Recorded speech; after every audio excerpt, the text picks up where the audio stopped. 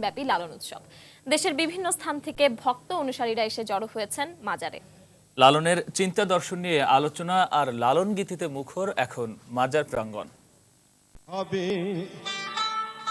মানব জন বসব সাধু মেলে।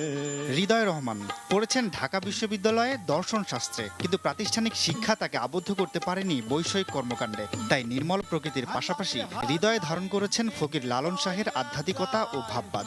তার যে যুক্তি নির্ভর কথা এবং সুফিবাদের কিঞ্চিত ঘেঁষা বৌদ্ধ ধর্মের কিংবা বৈষ্ণবের ভক্তিবাদের যে বিষয়টি গভীর থেকে আমাকে নাড়া দিয়েছিল, সেই বিষয়টি হচ্ছে আমি মানুষ বটে, মানুষ বই কি।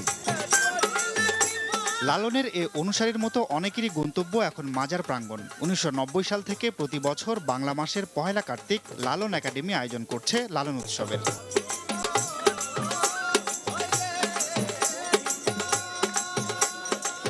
লালন শাহের আধ্যাত্মিক ভাবধারার প্রায় 2000 গানের চর্চা করছেন তার অনুসারীরা। পাশাপাশি জাতিভেদ ভুলে আলোচনা চলছে দেহতত্ত্ব আর আত্মার মুক্তি নিয়ে।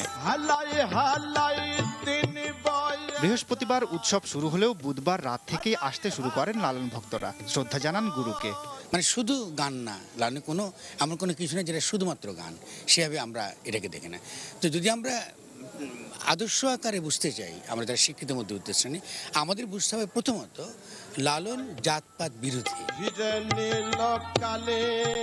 মানব জীবনের রহস্য, মানবতা ও অসাম্প্রদায়িকতার যে দৃষ্টিভঙ্গি লালনের চিন্তায় প্রকাশ পেয়েছে, লালন উৎসব থেকে তা ছড়িয়ে দেওয়ার আহ্বান জানান লালন ভক্তরা। তাফসির বাবু, সময় সংবাদ।